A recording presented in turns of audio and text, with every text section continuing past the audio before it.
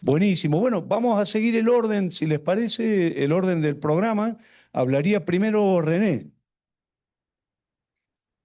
y son 15 minutos. Yo tengo la ingrata tarea de cortar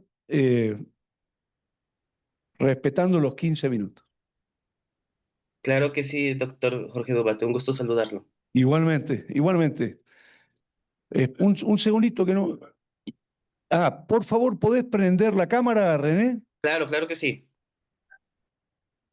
Ahí está, buenísimo, buenísimo. Bueno, si estás listo, René, empezamos. Eh, la liminalidad en el concepto de desaparición de personas y la labor política y social que el teatro y las artes escénicas ofrecen en un contexto mexicano de 2025. Te escuchamos, René. Yo te aviso un minuto antes del cierre del tiempo, te aviso. ¿Eh? Claro que sí, doctor. Bueno, voy a compartir pantalla. Va a ser muy breve mi participación. Voy a, bueno, estoy muy emocionado de estar en este tipo de encuentro. Ya con el doctor Jorge Dubati he tenido la oportunidad de estar en varios espacios. Cuando él viene a México, yo también he estado en Colombia y bueno, tengo un tema que es muy importante. Ahora estoy estudiando un posgrado centrado en la desaparición de personas aquí en México y aunado a eso es importante comentar mi formación como licenciado en teatro aquí en la Universidad Veracruzana y pues la propuesta que tengo sobre mi intervención como creador escénico atendiendo a este tipo de problemática. Bueno, bueno, muy brevemente, ¿qué entendemos por liminalidad? Un punto intermedio de transición entre dos posiciones, según Turner, y marcar el estado al margen de un proceso de un estado a otro o a la aplicación de procesos transitorios. Un podría ser una hipótesis, un cómo sí. Entonces es importante primero establecer el concepto de liminalidad para poder entablarlo, establecerlo a lo que es el concepto de desaparición. Bueno, cuando hablamos de qué es la liminalidad en un contexto de desaparición de personas, ojo aquí porque voy a establecerlo, a encuadrarlo mucho a lo que es el concepto mexicano. Primero tenemos que cuestionarnos qué es la desaparición de personas, un acontecimiento que sucede en Latinoamérica, en todo el mundo, y hablamos de una ausencia de una persona y de la no localización de una persona. Hasta aquí vamos bien. Pero cuando hablamos de desaparición de personas, hablamos de dos hipótesis. En primer lugar, cuando una persona viene siendo víctima de un delito y cuando una persona no es víctima de un delito. Entonces, primero tenemos que establecer esas dos eh, hipótesis. Cuando una persona no es víctima de un delito, hay diversas causas. Por ejemplo, el extravío, una muerte accidental, enfermedades vinculadas con trastornos como el Alzheimer, la demencia, cuando las personas se pierden, están bajo esos trastornos, ausencia intencional por autoprotección, ausencias voluntarias, catástrofes o imposibilidad, yo como persona que esté imposibilitado de comunicarme con mis familiares, ¿no? Ahora bien, cuando hablamos de que una persona víctima es víctima de un delito, quiero decir, hablamos de la desaparición forzada, aquella desaparición que es cometida por el Estado o la desaparición cometida por particulares, que aquí hay cierto periodo de transición que han marcado los que estudian este fenómeno y otro tipo de tipos penales como la trata, el secuestro, etcétera. Bueno, cuando hablamos de liminalidad, aquí ya voy a particularizar en el contexto de desaparición, era importante primero establecer lo anterior, hablamos de una pérdida ambigua, de una ausencia presente, y hablamos de, por eso, liminal, porque no estoy ni en una posición ni en otra posición. y varios autores catalogan esto como una pérdida ambigua o una ausencia presente, donde los familiares se cuestiona si en verdad sufren un duelo, porque no hay como tal un, un, una localización de con vida o sin vida, ¿no? Entonces, si habláramos de un proceso de sin vida, hablaríamos de un proceso de duelo. Pero por eso establezco esta pregunta, ¿no? En el duelo. Y finalmente, ventanas de la memoria, que varios autores establecen esto como espacios liminales donde las personas evocamos hechos pasados y precisamente por eso evoco la palabra liminalidad en el contexto de desaparición. Bueno, ahora bien, muy brevemente, etapas de la desaparición de personas en un contexto mexicano, porque ha ido sufriendo distinta evolución el concepto de desaparición y la práctica en la desaparición.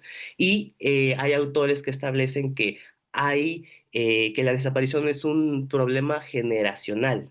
¿Por qué? Porque pasa de generación en generación. Entonces, hay una primera generación cuando hablamos de que la desaparición la cometía el Estado, cronológicamente en México desde la década de los 60 hasta los 80, y pues principalmente caracterizado por el Estado ser el perpetrador, ¿no? Esa es una primera etapa. La segunda generación, ubicada de los años 90 y principalmente se hace muy grande en el periodo presidencial de Felipe Calderón Hinojosa, del periodo 2006 al 2012. Principalmente esta generación en la desaparición se caracteriza porque de ser el Estado quienes cometen la desaparición, pasa a ser una crueldad excesiva, sí, pero aquí quienes son los perpetradores vienen siendo los particulares, el crimen organizado. Los homicidios se alzan, el Estado deja de tener esa participación y la política, el crimen pasa hacia los particulares. Y finalmente, una tercera generación, lo que se vive actualmente, particularizando por ciertas líneas políticas hasta la actualidad, sí hay un exceso de violencias. Sin embargo, lo que hoy en día acontece en México, en distintas ciudades, en distintas, em, en todas las ciudades, en todos los estados, es una permanente incertidumbre, falta de acción de los mecanismos del Estado frente a estos efectos, y esto ocasiona nuevas complejidades sobre los distintos ámbitos de la desaparición. Entonces, lo que hoy vivimos actualmente en México, a diferencia de los periodos anteriores, es una permanente incertidumbre de quién es el perpetrador y eh, lamentablemente una falta de acción de los mecanismos estatales y gubernamentales de las administraciones públicas. Bueno, marco legal sobre esta problemática, Ley General en materia de desaparición forzada de personas, desaparición cometida por particulares y del Sistema Nacional de Búsqueda de Personas. Brevemente mencionar instancias del Estado mexicano que trabajan este tipo de problemas. Yo he tenido la oportunidad de trabajar, de colaborar en diversas instancias, comisiones locales de búsqueda, que son estatales, Comisión Nacional de Búsqueda, fiscalías especializadas para la atención de desaparición forzada, Comisión Nacional de Derechos Humanos, comisiones estatales de derechos humanos y Secretaría de las Mujeres, que es un órgano descentralizado de la Secretaría de Gobierno, e institutos estatales y municipales de las mujeres. Ahora bien, principalmente en México hay diversos tipos de desapariciones. Por cuestiones de tiempo no voy a profundizar. Es un tema muy importante, muy sensible, muy interesante, pero tenemos un caso pues, que es conocido en toda Latinoamérica, el caso de Yotzinapa en el 2014 y en el presente año el caso de Tehuistlán, Jalisco, en el 2025. Es importante hablar sobre los colectivos de búsqueda de Veracruz. Yo soy de Veracruz, de Jalapa, la capital de Veracruz, y hay en número varios colectivos de búsqueda con los cuales actualmente estoy trabajando con algunos de ellos. Em, Ahora voy a especificar un poco más. Y colectivos de diversos estados, de México, de Ciudad de México, Estado de México, Baja California, Jalisco. Son un sinnúmero de colectivos. Comparto un pequeño video.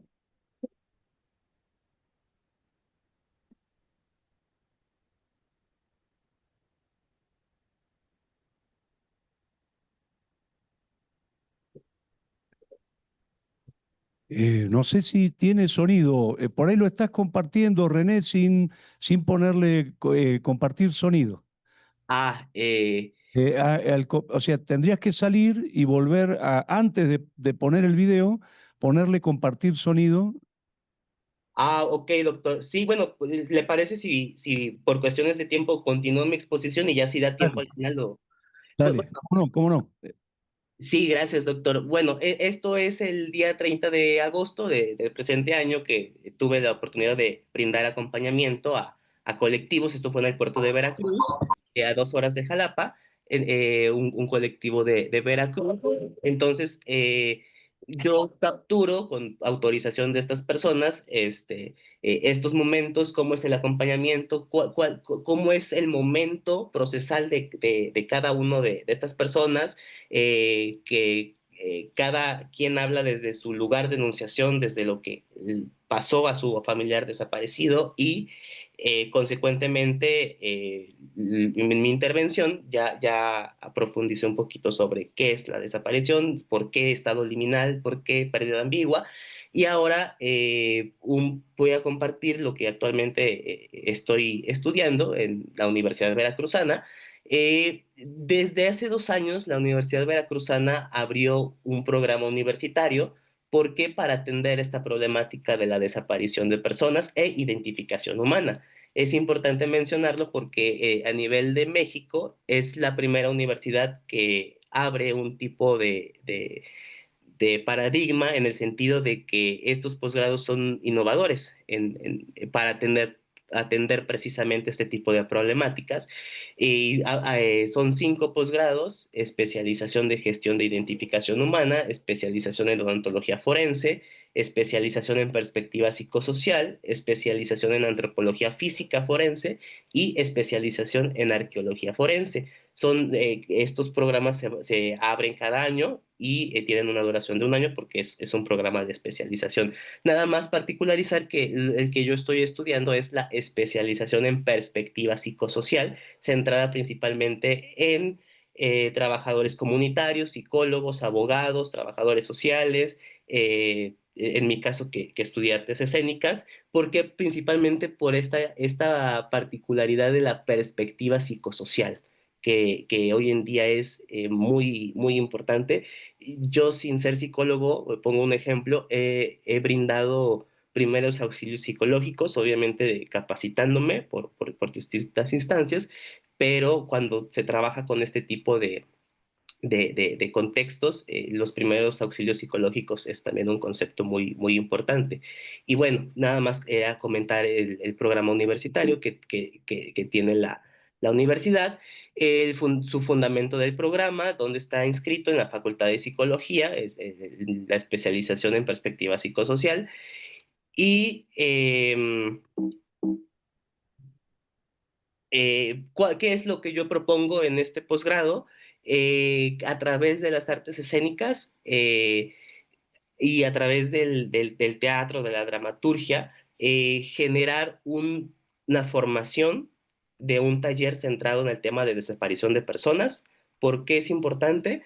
Porque para sensibilizar y generar concientización en los colectivos de búsqueda de personas. Particularmente estoy trabajando con un colectivo de Veracruz, de Veracruz Puerto, colectivo Solecito, así se llama, y lo que estamos empezando a ver es estos conceptos, pero centrándolo en las artes escénicas. Entonces, comparto brevemente la visión de este programa universitario de la Universidad Veracruzana, el formar personas profesionistas capaces de comprender, analizar las necesidades psicosociales de las víctimas y familiares de personas desaparecidas. Ese es el objetivo central. Y bueno, como conclusiones, ya porque el tiempo se nos está acabando, la desaparición de personas como hecho liminal o un estado en donde la persona se encuentra en un estado no determinado o una liminalidad. Aquí es cuando abordamos el concepto de liminalidad en este concepto político y social. Y sobre todo, la labor social que tienen las artes escénicas, y en este caso el teatro, y yo como profesional del teatro, para generar un cambio, el doctor Jorge Dubati lo comentaba hace media hora, un cambio político y social en colectivos sociales. Y nuestra labor como creadores, como sujetos de enunciación en la investigación, en la creación, es generar un beneficio en los colectivos. Y pues finalmente establecer la desaparición como un hecho, como un acontecimiento, como un problema de tercera generación, y la importancia de la creación de planes y programas de estudio de grado y de posgrado centrado en la atención a esta problemática. Muchas gracias. Muchas gracias a vos, René. Te estamos aplaudiendo acá. Gracias, gracias. Dejamos las preguntas, si te parece, para el final de todas las exposiciones. Y yo no sé si entró Damián, lo tenemos. Damián Gini, ¿estás ahí? Estoy acá. Buenos días para todos. ¿Cómo están? ¿Cómo estás, Damián? ¿Bien? Todo ¿Todo bien. bien? Todo Buenísimo. bien por ahora. Se te Muchas oye gracias. y se te ve bárbaro, así que te damos 15 Bueno, minutitos. Yo un minuto antes te aviso de que perfecto. tenemos Bien, bien, bien. para cerrar. Muy bien. Bueno, muchas gracias por la introducción. Antes que nada, pedirles disculpas porque hubo un malentendido con el envío del mail para poder entrar a la reunión y no podía entrar y bueno, ya estamos acá. Bien, el tema, digamos, de mi ponencia para hoy, para este congreso centrado en artes escénicas y política, es hablar un poquito de algunos aspectos de la última obra del dramaturgo uruguayo Santiago Sanguinetti, cuyo título es Zombie Manifiesto, estrenada en el año 2023. Estuvo en Colombia el año pasado en el Teatro Colsubsidio, si no estoy mal, en la temporada. Estuvieron en junio, julio del año pasado, están de gira, ahora se van a Islas Canarias y demás. Bien, a mí lo que más me interesa pensar un poco a partir de Zombie Manifiesto es cómo se articula el binomio teatro y política hoy en día en Uruguay. En Latinoamérica tenemos como una gran tradición de relacionar estos dos conceptos y de tratar un poquito a partir de algunas marcas del texto, ver cómo se traduce esa relación. La primera particularidad de Zombie Manifiesto es que es una obra de Santiago Sanguinetti, que lo conocerán por su trilogía y demás. Son obras que han sido muy representadas, se ha traducido a varios idiomas. Lo primero de Zombie Manifiesto es que es una obra hecha a comisión, pedida por la Sala Verdi. La Sala Verdi es una sala municipal uruguaya, montevideana, y se estrenó en la temporada 2023 de esta sala que llevaba como nombre a 50 años del golpe. ¿Tá? O sea, el 2023 se conmemoraron los 50 años del golpe de Estado que abrió la última dictadura cívico-militar en Uruguay. Se estrenó además en el mes de mayo, que es un mes particular para la temática de los desaparecidos políticos y la dictadura, porque tiene lugar en Montevideo la Marcha del Silencio, que es un evento, para quienes no lo conocen, que se lleva adelante desde 1996 y es convocado por el grupo de madres y familiares de uruguayos detenidos desaparecidos, y año a año se convoca para el 20 de mayo a la marcha, que convoca a más de 30.000 personas en Montevideo, y marchamos por la principal avenida de la ciudad. O sea que en ese contexto es que se introduce esta obra de Zombie Manifiesto con una fuerte impronta política, pero también satírica. Ahora eso es un poco sobre lo que me quiero detener. Bien, al inicio de la obra lo que encontramos como personajes es una pareja de amigos, Pedro y Matilde. Pedro es oriundo de un pueblo de Trinidad, que es un departamento al interior del Uruguay, como de tierra adentro, digámosle, y él tiene como hobby, digamos, ir a los cementerios y leer literatura marxista, porque es lo único que conoce, porque vive con sus tías, y una es marxista y la otra es trotskista, y los libros que hay en su casa son esa literatura, y él va a leer eso al cementerio porque dice él que es el único lugar donde está tranquilo solo. Y descubre que al leer en voz alta el manifiesto comunista, se levantan cuerpos, cadáveres de zombies de militares. ¿Tá? Ese es como el comienzo de la fábula. Y el inicio, la primera imagen de la obra es Pedro sosteniendo un brazo de un cuerpo militar, mostrándoselo a su amiga Matilde, que acaba de llegar de Montevideo, y bueno, él le descubre, digamos, la aparición que tiene y esta cuestión un poco mágica, un poco de ciencia ficción, de leer el manifiesto comunista y que se levanten los cuerpos de los militares. Ahí, entiendo yo, hay como una primer inversión de los hechos. Cuando el cuerpo, el desaparecido, es el del militar, el cuerpo aparece, aunque sea por partes, aunque sea algo aparece. Como esto, invirtiendo un poco el orden de las cosas. Aparecen como maldición o como parodia, ¿no? Porque son traídos a la vida de vuelta porque escuchan la ideología que tanto persiguieron o que tanto intentaron sofocar. Hay como una relación allí también invertida, pero es el primer elemento que tenemos. Hay una cita que los personajes más adelante en un diálogo, estos diálogos exacerbados que tienen las obras de Santiago, en un momento los personajes van a mencionar el comienzo de El 18 de Brumario de Luis Bonaparte, de Marx, pone así. Hegel dice en alguna parte que todos los grandes hechos y personajes de la historia universal aparecen como si dijéramos dos veces, pero se olvidó de agregar una vez como tragedia y la otra como farsa. Entonces, los personajes son un poco conscientes de esta dinámica paródica que hay entre los hechos reales y la obra y la ficción y la realidad y el eje político de todo esto, y de alguna manera queda instalado que la versión de tragedia es la propia dictadura cívico-militar y la farsa es un poco esta versión de los hechos que la obra intenta mostrar. Bien.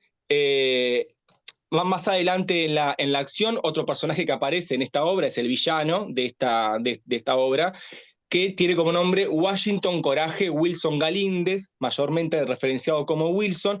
Es un jefe militar de edad avanzada que tiene años de experiencia, es fanático de los enfrentamientos bélicos y es fundamental digamos, su eje de arco de personaje que él lo expone en una llamada telefónica que tiene en una escena. Y el personaje dice, Wilson, mi problema es ontológico, extraño la guerra, necesito enemigos, estoy desapareciendo, me hundo como el pobre teniente al que le quité la vida en aquella piscina poco clorada y que me persigue en sueños porque sí, soy sensible. Entonces, en una conversación telefónica el personaje revela, ¿sí? Su conflicto, digamos, que es que extraña la guerra, extraña su función y que está desapareciendo. ¿Sí? Acá empieza a aparecer otro de los ítems o de las palabras clave respecto a teatro y política. La noción de desaparición está puesto en el propio militar, que está retirado y que además, dice él, lo persiguen pesadillas de un teniente al que él le quitó la vida en una piscina poco clorada. ¿Sí? Eso es un evento que después más adelante tiene relación con toda la trama y ya vamos a volver sobre él. Bien, ese es el personaje que se presenta. Bien, más adelante los jóvenes, Pedro y Matilde, van a descubrir que ese brazo, ¿sí? es parte del cuerpo de un militar específicamente que vamos a saber también más adelante que es ese cabo militar, digamos, al que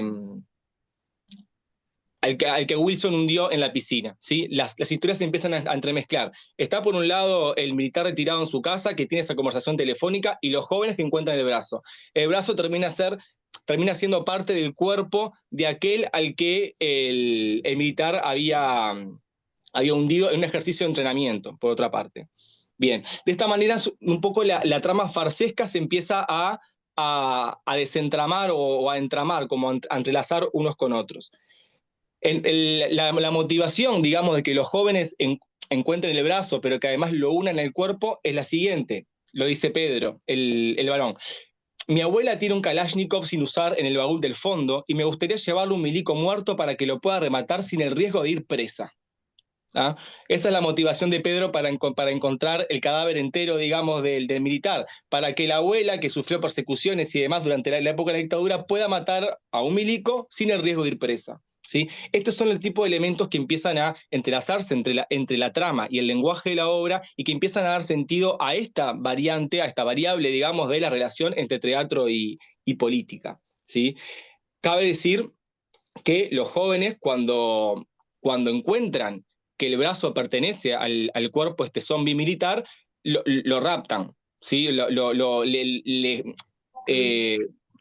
Llevan adelante una desaparición forzosa de ese cadáver y tienen una conversación entre ellos que me parece bien relevante en el sentido de lo que estamos desarrollando. Matilde dice, es que me siento tan como que no sé qué sentir, es la primera vez que secuestro a alguien. Y Pedro le contesta, tranquila Matilde, disfruta el momento, no siempre te va a tocar estar de este lado del secuestro, sino preguntáselo a mis tías.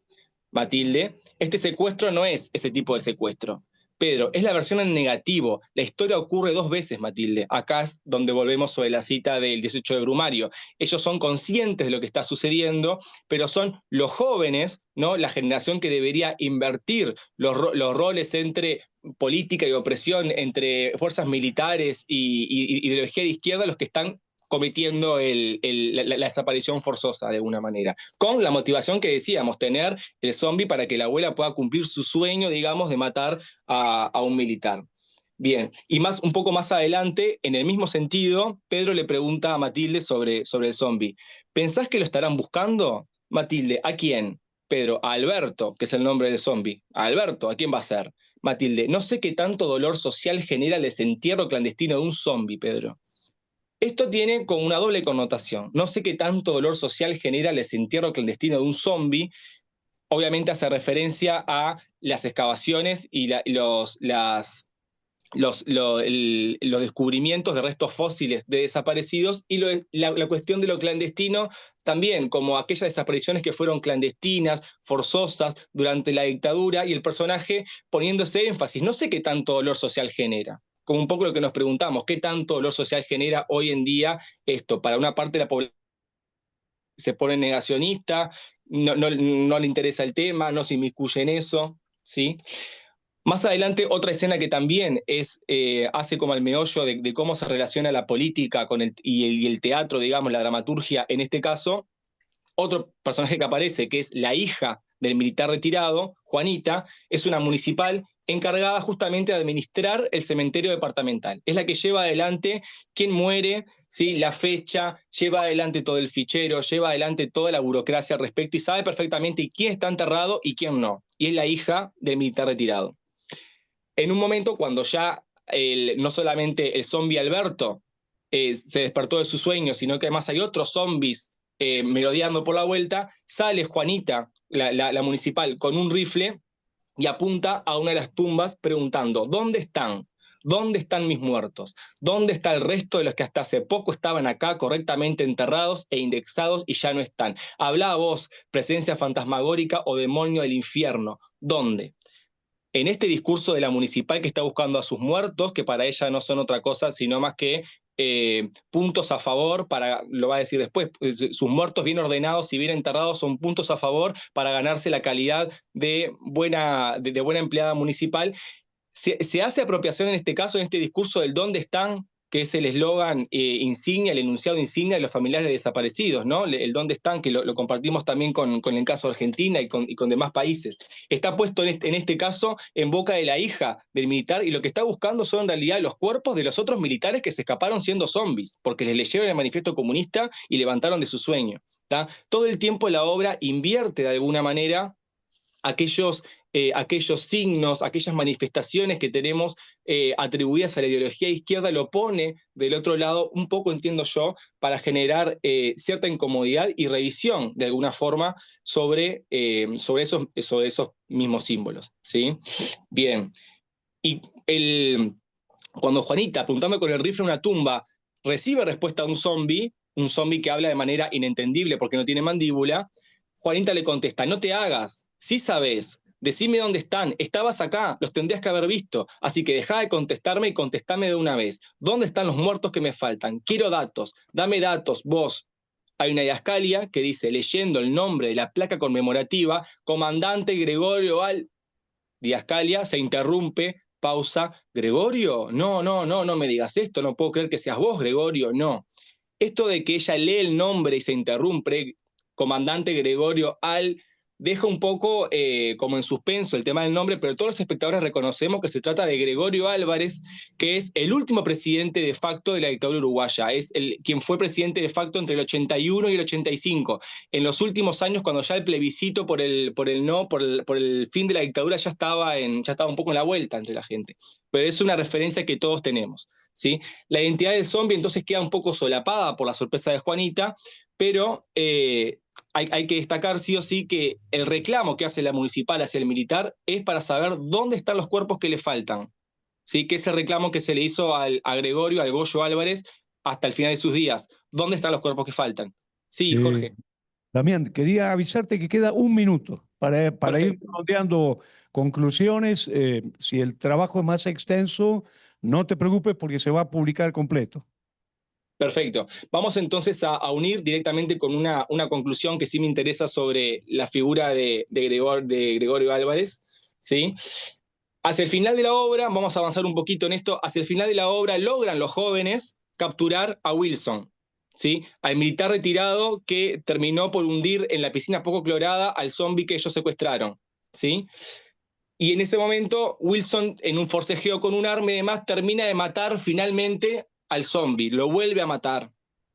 Y en eso los jóvenes quedan varados porque se quedaron sin el zombie para regalarle a la abuela a la abuela de Pedro. Y ahí Matilde interviene. Yo creo que tengo una solución, Pedro. Y Pedro contesta, Alberto está todo roto. Y Matilde, que está mirando a Wilson, el militar retirado, no me refiero a Alberto. Wilson, ¿qué pasa? No me mires así que me asusta. Y Matilde, perdimos un milico pero tenemos otro. Y encima atado, no es un riesgo. Decirle a tu abuela que traiga ese fusil. Yo cuido el futuro muerto. Wilson, soltame, hija de puta. Matilde, no. Pedro, pero matar a Wilson, ¿estás segura, Matilde? Y Matilde remata la obra con esto. Basta de pensar tanto. Me cansé de interpretar las cosas. De lo que se trata es de cambiarlas. Trae a tu abuela de una vez. Un zombi no basta. Al final de cuentas, Pedro, la justicia es cosa de humanos, no de fantasmas. Telón y fin de la obra. Este fragmento final yo entiendo que hace referencia a un evento que pasó con el Goyo Álvarez, que es en Uruguay y en Montevideo somos pocos, nos conocemos, todos sabemos dónde vivimos cada uno, y el Goyo Álvarez en un momento, a partir del 2006, tuvo prisión domiciliaria, pero se lo dejó salir en un momento para asistir al cumpleaños de 15 de su nieta, lo cual fue todo un escándalo social, porque ¿por qué se lo dejaba salir? Cuestión, este hecho es relatado por La Diaria, un diario que dice por allí, te reclamo, un segundo, acá, el militar retirado José Nino Gabazo, procesado por varios delitos de homicidio muy especialmente agravados relacionados al periodo dictatorial, se le permitió por parte de la Fiscalía la salida transitoria en horas de la noche para asistir al cumpleaños de su nieta. Frente al hecho, un grupo de personas se manifestó en la puerta del edificio donde Gabazo cumplía con su condena domiciliaria, armando un cerco durante horas al ritmo de murgas y consignas, impidiendo su salida, según relata el grupo que convocó la propuesta. Cuenta un fotógrafo que realizaba la cobertura del evento social del cumpleaños de 15, efectivamente este hombre no fue. La que logró llegar fue su esposa, que abandonó el edificio de la calle Martí vestida de deportivo sin que se la reconociera. Subió a un taxi y llegó al Club Naval con una mochila donde tenía la ropa de fiesta que se puso en una habitación del salón. ¿Sí? Entonces, sobre este hecho, que fue una de las últimas manifestaciones públicas que tuvimos de este señor, entiendo yo que hace referencia con este planteo que hace Matilde, la joven protagonista al final. ¿Qué hacemos? ¿No? ¿Qué hacemos? ¿Cambiamos un milico por otro? ¿Qué acción tomamos? Porque la justicia es cosa de humanos, no de fantasmas. Y este hombre estaba vivo todavía en ese momento. Cierro con eso, que me parece la reflexión final de la obra, con la intervención final de la protagonista. Muchas gracias. Gracias a vos, Damián. Acá Muy bien. están aplaudiendo. Muchas gracias, muchas gracias. Muchas gracias. Guardamos las preguntas para después. Perfecto. Y quiero preguntar si está Rodrigo. Rodrigo, ¿estás ahí? ¿Sí? Sí, acá estoy. De Chile. Rodrigo Así es. Mardones. Rodrigo, hablanos un poquito. ¿Sí? ¿Te escuché? Ahí está, sí, perfecto. Sí, perfecto. Bueno, yo te aviso cuando estemos sobre los 15 minutos, Rodrigo, gracias. Perfecto. Muchas gracias a ustedes, a las personas también que nos están acompañando. Voy a compartir una presentación. También quiero compartir esta diapositiva porque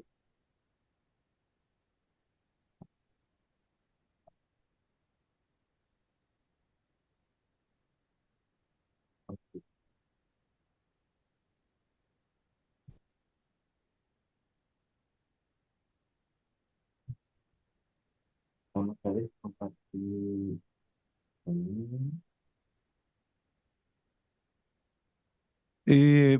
Rodrigo, puede ser que tenés un micrófono un poquito, ¿cómo se llama? No suena muy fuerte, ¿no?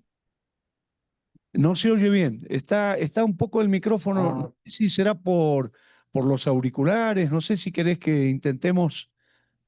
¿y ahí se escucha mejor? Ahí está mejor. A ver, en todo caso te pedimos que hables un poquito más alto, así. Perfecto.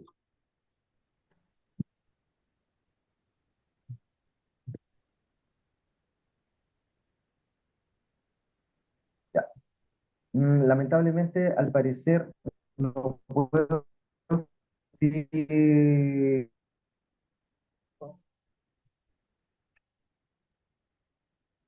Se colgó, ¿no?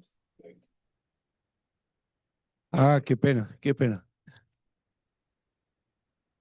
Eh, Esperamos un segundito a ver si vuelve la conexión, si les parece. Sí, o sea, no se perdió, no lo tenemos. Qué pena. Entonces, si están de acuerdo, vamos a las preguntas para, eh, digamos, las intervenciones anteriores de René y de Damián. ¿Les parece bien? ¿Hacemos eso? Exacto. Gracias, viejo, gracias. Cualquier cosa, adelantamos las preguntas. Un segundo a ver si están ahí. Los tenemos a los chicos. Buenísimo. Un segundo, ¿eh? Ahí estamos. No, no, Ahí sí, ¿se escucha?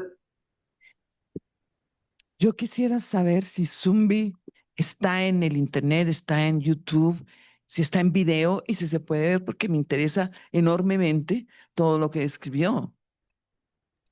Buenas, ¿todo bien? Zombie Manifiesto, ¿hay video de registro? Porque sé que yo trabajé como asistente de director de Santiago para este espectáculo y lo conozco. Tengo entendido que está filmado porque es un video que se envía para circulación, para festivales y demás. No sé si está disponible. Lo que sí, el texto acaba de ser editado hace 2 meses en Uruguay y yo no sé si en Colombia se consigue, pero prácticamente seguro que está en PDF este, permitido por la misma editorial. ¿Sí? O sea, es un texto que ya va a empezar a circular. Si no está ya en Colombia, próximamente va a estar porque ya fue editado. Fue editado en conjunto con Bakunin Sauna, que es la obra anterior de Santiago, que también se estrenó en Montevideo. Así que son obras que ya están en circulación, sí. Buenísimo. Y si no, lo que se puede hacer es ponerse en contacto con Santiago para pedirle directamente el P. Exacto. Beatriz Risk es quien hizo la pregunta y representa al Bien. Festival de Miami, Ah, entonces interesa muchísimo esta propuesta. Así que, perfecto. bueno, Después me comunico contigo, Beatriz, y nos intercambiamos contactos, así hablamos. bien, buenísimo. Ahí estamos. Bueno, está sonando, sí. Me parece que sí, sí, ahí está. Eh, una reflexión sobre tu intervención con relación al artista investigador, sí. Tiene que ver con eso de la sistematización de la información, ya que un artista está creando y obviamente está investigando, pero ese proceso de almacenar, entre comillas, esos saberes, esos datos se pierden en ese mismo proceso de creación porque pues el resultado es la exposición creativa, ¿sí? ¿Y cómo podríamos de una u otra manera resolver ese bache en ese acontecer creativo. Sobre todo porque van apareciendo fórmulas, posibilidades. Un ejemplo, en un proceso de creación de máscaras a través de la investigación del acontecer popular de la máscara, pues aparecen visiones populares que vienen de atrás y que en el momento de construir una pieza, un producto, pues se van olvidando en ese camino. Entonces, quería como pedirte un poco ampliar ese concepto del artista Con mucho gusto, investigador. si estás de acuerdo, lo hablamos después, para bueno, no sacar ahora listo, tiempo a ok. las ponencias, pero Vale. me encanta, quedó mucho ahí por hablar, así que Sí. podemos ahora enseguidita que hagamos el corte, retomamos ese tema, pero yo no sé, aprovechando que los tenemos acá a René y perdón, que me olvidé, disculpen, a René y a Damián. Por favor, si quieren alguna otra pregunta, alguna otra observación, algún otro comentario que crean interesante. Yo, sí, Beatriz, un segundo, usa el micrófono, así te oyen bien. Gracias, sí. Damián, quizás que nos hables un poco de la recepción del público, cómo lo tomó, cómo fue la crítica de los periódicos, porque es un tema de todas maneras que es peliagudo para algunos, para otros más llevadero. Exacto. Sí, fue todo un tema. Es una obra, yo entiendo, es el mejor texto que tiene Santiago Sanguinetti escrito, la verdad, en términos literarios. Como asistente de él, no, yo le planteé y a él también le daba un poco de miedo esta inversión que produce los signos, el poner el dónde están en boca de la hija del militar, el poner a los jóvenes teniendo actitudes absolutamente muy similares a las prácticas de tortura. En un momento, cuando ellos secuestran al zombie, quieren hacerle entrar la ideología marxista y lo que hacen es con una picana, ¿sí? Lo electrocutan y mientras lo electrocutan le hacen recitar fragmentos del manifiesto comunista y del Capital de Marx. Entonces aparece de vuelta como esta cuestión de los elementos que tenemos asociados de una manera con el signo opuesto. Nos daba mucha curiosidad, pero mucho miedo también. Y la verdad que la aceptación del público fue espectacular. Lo entendieron perfecto, muchas risas, o sea, es una obra, es una comedia, es una comedia absurda, genera muchas risas. Bueno, por ejemplo, cuando estuvo en Colombia, ese momento en el que ellos electrocutan al zombie y él finalmente aprende la ideología y recita fragmentos enteros del Capital, hubo aplauso con ovación de parte del público colombiano a telón abierto en ese momento, o sea, tuvieron que parar la obra, los actores, mientras esperaban a que el público dejara de ovacionar ese momento. La recepción siempre es muy buena.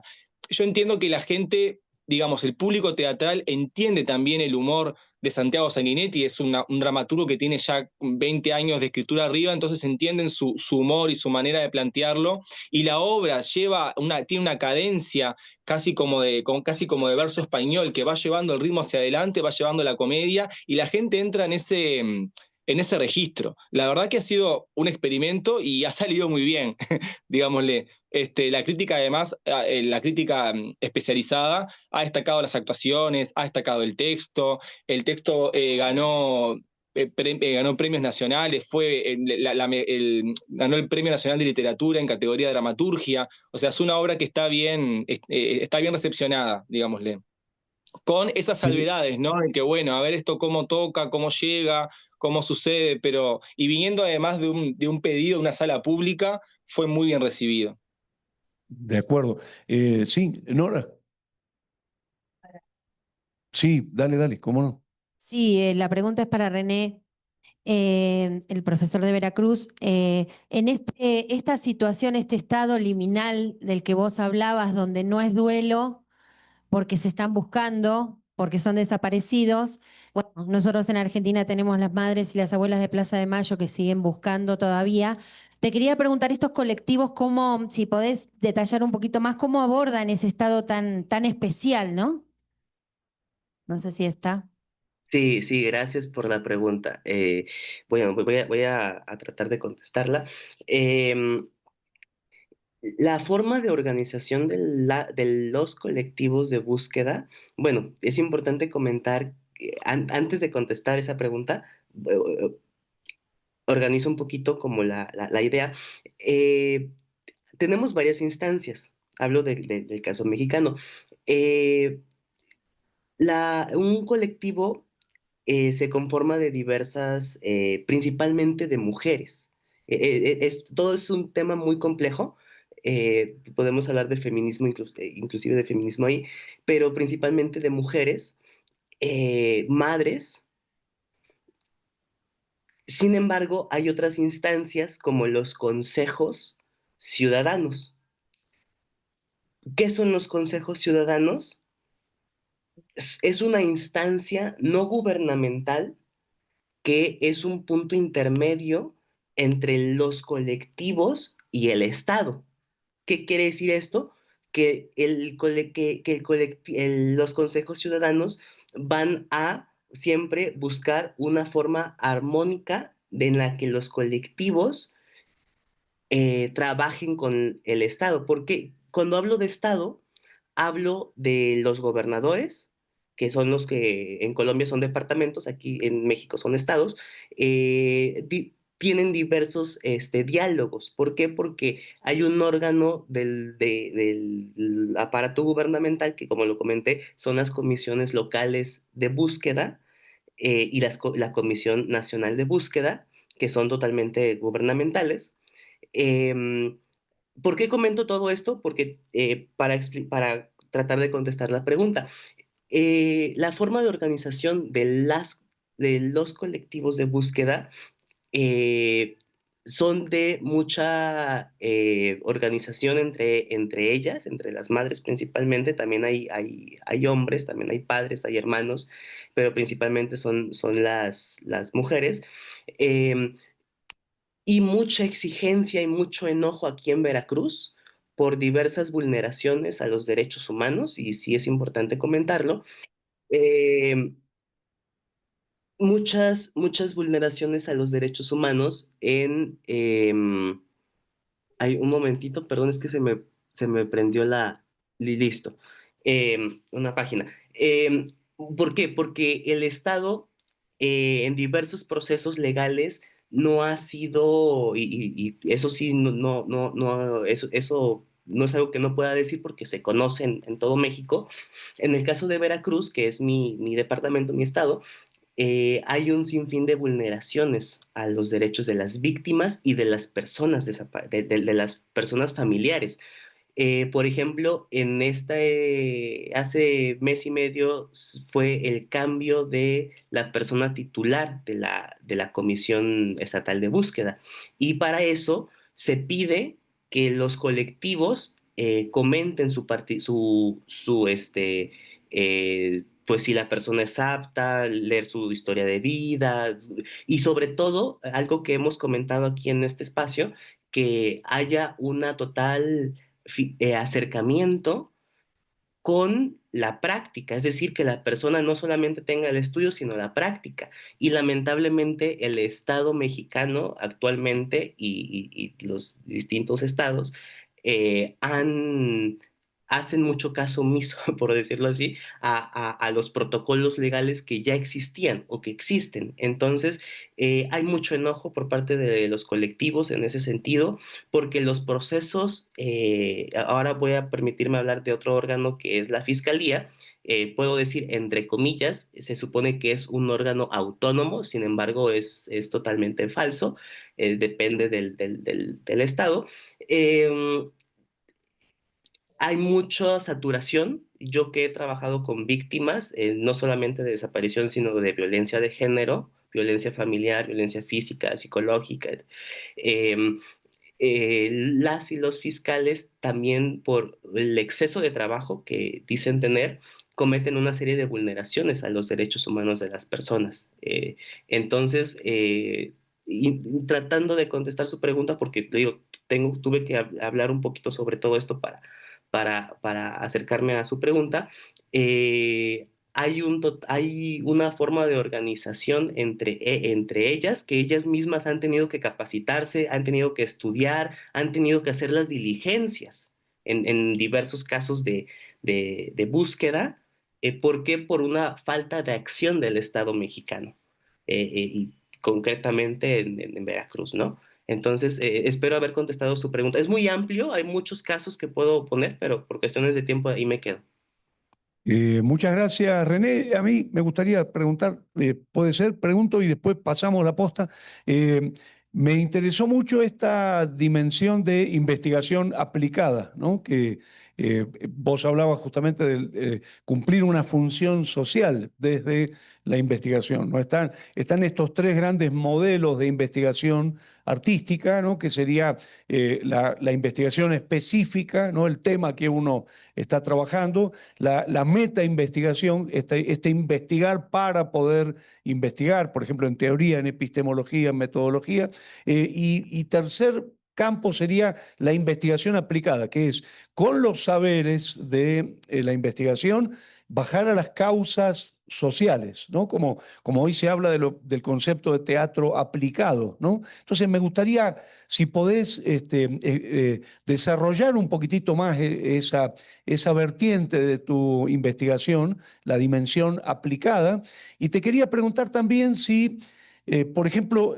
coincidís con algo que yo siento que a mí me pasa con la investigación aplicada, y es que se transforma en fuente fundamental de insumos, de corpus, de experiencia, para poder pensar la investigación específica, ¿no? Quiero decir, generalmente uno piensa que de la investigación específica hace la aplicación. Pero yo siento que en muchos casos es al revés, que desde la investigación aplicada uno genera los insumos y las perspectivas para poder desarrollar la investigación específica, ¿no? No sé si fui claro. Sí, doctor, voy a tratar de contestar. Muy buen sus cuestionamientos. Mire, yo he estudiado, no me considero bueno, hago lo que puedo en los temas de investigación, pero sí es muy importante esto que usted acaba de mencionar. ¿Por qué? Porque cuando hablamos de investigación aplicada, hablamos de algo que está aconteciendo y que yo, bueno, hablo por mí en mis trabajos de investigación. Bueno, yo he tenido experiencia en trabajos de investigación en acción participativa, en todo este tipo de investigación que se trabaja mucho en Argentina, en Colombia, por supuesto. Em, Cuando hablamos de este tipo de investigación aplicada en este tipo de campo de violencia, de derechos humanos, em, yo en lo personal he leído, he investigado mucho sobre cuando estudiamos sobre lo que es la perspectiva psicosocial, mucho de la violencia sistemática que se ha vivido en diversas épocas en toda Latinoamérica, en Guatemala, en el Cono Sur, en Argentina, Chile, en Colombia, por supuesto, México, que los investigadores de Argentina, de Colombia, nos dicen aquí en México, ¿no? En la Universidad Veracruzana nos dicen, es un poco complejo como tratar de ubicar México como a diferencia de Argentina, de Colombia, qué es lo que ha pasado, qué es lo que sigue pasando, ¿no? Son cuestiones políticas muy complejas que hasta actualmente en la actual administración pública suceden, pero creo que volviendo al tema, cuando tú como investigador trabajas este tipo de temas sensibles, tienes que tener esa sensibilidad, tener ese amplio margen de hasta dónde sí, hasta dónde no, principalmente en este caso que he estado haciendo entrevistas, he estado haciendo mapeos con ciertas personas de este colectivo que comenté. Sí es importante tener, uno, el acompañamiento, tener distintos tipos de especialistas, y sobre todo es importante este tipo de investigación aplicada precisamente por el cambio social y político que ya estás generando desde el momento en el que estás teniendo este acercamiento y estas personas, estos colectivos políticos, te están brindando su confianza y toda su historia de vida, ¿no? Entonces creo que de ahí proviene este tipo de investigación centrada en la aplicación, en tener esa amplia sensibilidad, este diálogo horizontal siempre y eh, la verdad es que creo que hasta ahí me quedaría, doctor. Sí, Espero haber sí. contestado su pregunta. Gracias, René. Gracias, Juan Pablo Ricaurte. Eh, quiero preguntarle a René, pero va a ser como un marco con una situación que hace poco vivimos en la ciudad de Medellín, con una obra que acaba de estrenar la directora de dramaturga Victoria Valencia, que es un tema, jeroglíficos para Ana, que es un tema de los cadáveres o desaparecidos que estaban en un lote llamado La Escombrera en la ciudad, que era donde se botaban los escombros de las edificaciones y todo esto hace años, pero en la Operación Orión del año 2002, en la ciudad de Medellín, que hizo el gobierno del señor Uribe, mm, pues esa operación, todos los cadáveres o no cadáveres quedaron allá en esa escombrera. Pasaron 13 años y se seguía botando a la basura para evitar que se conociera eso. A raíz de la G, se pudo lograr que las cumbreras empezara a buscar pues, los desaparecidos. Se formaba un grupo de buscadoras, mujeres, debido al movimiento pues, de las mujeres de la Comuna 13 y de la ciudad y otros, se logró que la G lograra que se declarara campo para poder buscar ahí. Vicky empieza a hacer un trabajo de dramaturgia con estas mujeres, con estos colectivos y a crear su obra. Todas las dificultades desde la misma G, porque pues la G ha patrocinado montajes artísticos, pero ya con textos de testimonio ya hechos, aquí era sobre la marcha, lo que iban encontrando. Hoy llevamos 7 cadáveres donde se comprueba que sí hubo asesinatos o desapariciones, donde la basura ha sido clave para la basura, el paquete de papitas, el plástico, casualmente, para ver la fecha de vencimiento de la basura y ver que ese cadáver se correspondía a ese tiempo. Pero encontramos que los colectivos, las mujeres, las madres, cuando veían que se iba a hacer una obra artística, performática, teatral, investigativa, hacían creación investigativa, decía, pero no, es que nuestros muertos mm, no necesitamos eso, solo necesitamos que nos los encuentren. ¿Por qué van a hablar de ellos así? ¿Por qué los van a mostrar así? Y fue todo para Vicky y para el equipo, pues los que estaban alrededor, un trabajo de convencer a estos colectivos de que se podía hacer. Entonces hubo que trabajar casi con ellos, casi parte del montaje, casi estrenar primero con ellos, o sea, pasar comillas la censura de ellos y nos preguntábamos, ¿será que también nuestros colectivos muchas veces no dejan hacer esa acción colectiva por los miedos o porque creen que ahí hay algo que no todavía se puede exponer? ¿Qué ha pasado allá, René? ¿Cómo ha sido acercar a los artistas, a estos colectivos que ya tienen, pues encuentran los cadáveres o no en esa búsqueda artística de contar esto? Gracias, gracias, maestro. Bueno, son muchas cosas que sí quiero que profundizar. En primer lugar, agregar un tema que ahora que el maestro estaba comentando, todo esto creo que me faltó comentar, que es un tema sobre los centros de identificación humana, que es un tema perteneciente a la Comisión Nacional de Búsqueda, que hablamos ya de un proceso ya no tanto de búsqueda, sino ahora de identificación.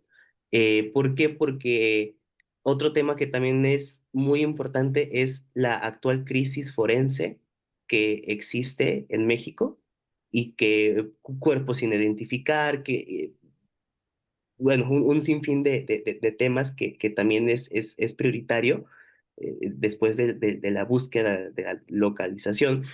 Y que aunado a lo que ya había expuesto en las láminas, y sobre lo que comenta ahora el maestro, también comentar una figura que aquí en México se ha estudiado a través de las artes escénicas mucho de performance.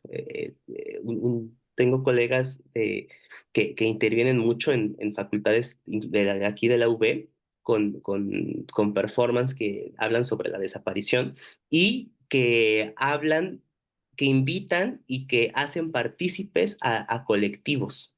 Eh, ¿Por qué? Porque hay una labor de las y los artistas, y eso sí quiero enfatizarlo y aplaudirlo y difundirlo.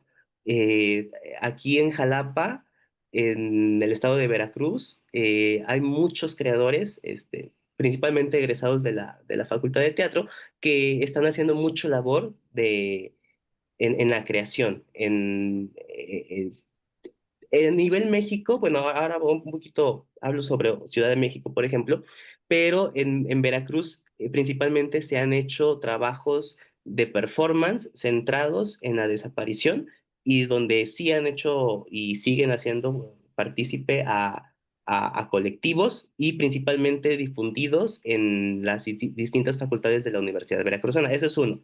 Segundo, a nivel nacional, y bueno, ustedes sabrán, en México hay un tema que es muy fuerte, que es sobre el teatro para las infancias, que México, me atrevería a decir que a principios del siglo empezó a trabajar mucho, y bueno, tenemos distintos tipos de creadoras, muy buenas, con una calidad dramatúrgica excelente. ¿Por qué comento esto? Eh, por ejemplo, Berta Iriart, que Ciudad de México, eh, yo en las clases que he tomado con Berta Iriart de dramaturgia, ella siempre menciona, en los casos de desaparición, podemos vincular, ella tiene una obra inclusive muy bella que habla sobre el tema de desaparición, pero centrada en esta escritura para jóvenes audiencias, ¿no? Que ellos describen jóvenes audiencias. ¿Y por qué menciono esto? Porque es una forma de tratar el tema, principalmente lo que estos creadores manifiestan, espero no malinterpretarlos, es que es importante que todos sepamos el impacto que tiene todas las problemáticas, incluyo a la desaparición como una de ellas, eh, y por el tipo de tratamiento que tienen las obras, ¿no?